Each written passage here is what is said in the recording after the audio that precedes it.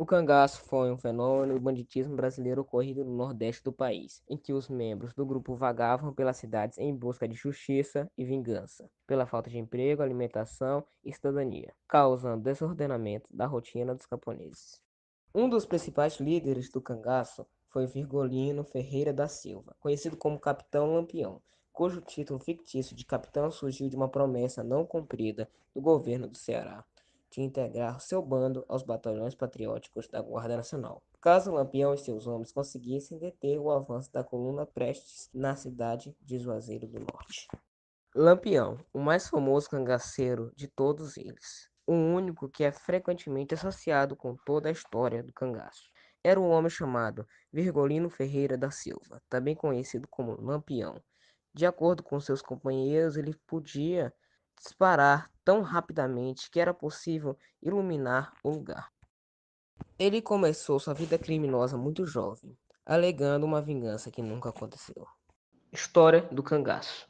Consta que o primeiro homem a agir como cangaceiro teria sido cabeleireiro, como era chamado José Gomes, nascendo em 1751, em Glória do Goiatá, cidade da zona da Mata Pernambucana. Ele aterrorizou sua região, mas foi somente no final do século XIX que o cangaceiro ganhou forma e prestígio, principalmente com Antônio Silvinho, Lampião e Corrisco.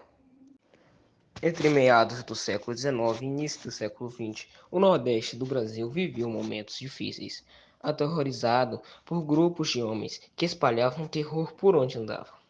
Eles eram os cangaceiros, bandidos que abraçavam a vida nômade e irregular, de malfeitores por motivos diversos. Alguns deles foram impelidos pelos despotismos das mulheres poderosas. Volantes e macacos. Os volantes eram pequenos grupos de soldados, cerca de 20 a 60, de todos os estados federais brasileiros, formados pelo governo através de agências de aplicação de lei enviadas para procurar e destruir os cangaceiros. Os cangaceiros muitas vezes se referiam a eles como os macacos, por causa do seu uniforme marrom e da sua vontade de obedecer suas ordens.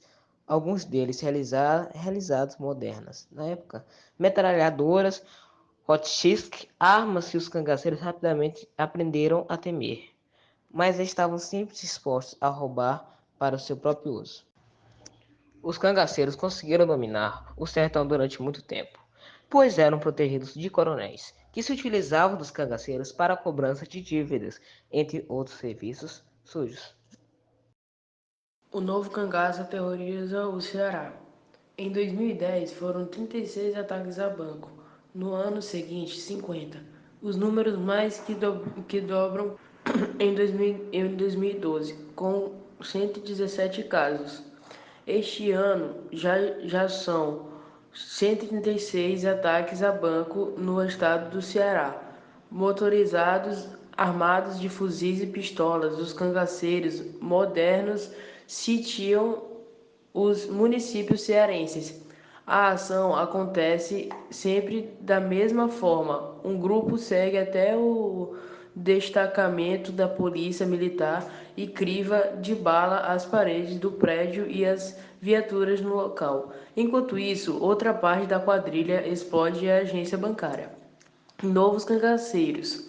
Essa nova categoria de assaltos a bancos vem causando terror nas cidades interioranas brasileiras.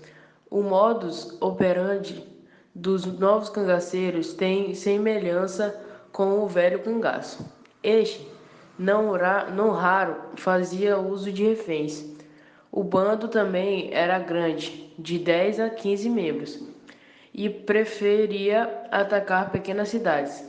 Lampião e seu bando conseguiram dominar o sertão durante anos. De acordo com o historiador Adalto Leitão, os cangaceiros tinham modo destemido de atuação. Diferenças. Apesar da semelhança, existe diferença a atuação do bando de Lampião, de acordo com o historiador. Tinha um cunho sociológico, o objetivo era invadir as cidades e fazer justiça a seu modo. Lembrando como Robin Hood, Lampião era conhecido por roubar dos ricos para dar aos pobres. Tornou-se personagem do imaginário. brasileiro fazia caridade assistindo as pessoas do meio rural que tinham necessidades.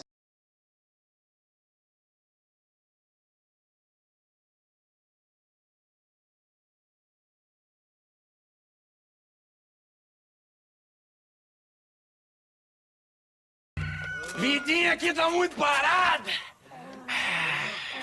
Minha mão tá coçando pra dar uns bufetes. Mas faz só 3 dias que você botou pra correr os valentes da cidade. Eu já tô doido pra uma briga de foice. E quem é besta de vir topar com você? Bando de frouxo, seu Rico. Já pensei até me alistar na volante pra sair por aí matando cangaceiro. Homem, se aquiete. Aquilo lá é uma guerra. É isso mesmo que eu quero. O pipoco dos tiros. A mulherada gritando. A bala zunindo no pé do ouvido. Acabou tudo! Os cangaceiros invadiram a cidade! Eita, que agora eu me espalho. E a polícia? A polícia correu! Correu, foi! Então, informaram que eles vinham lá pela banda da igreja. Eles saíram exatamente pelo outro lado. Sabe que me deu uma vontade danada de rezar? Homem, você se lasca. Comigo é assim, escreveu no leu, palco meu. Vou até deixar as armas. Vai acabar com esse cabra na dentada.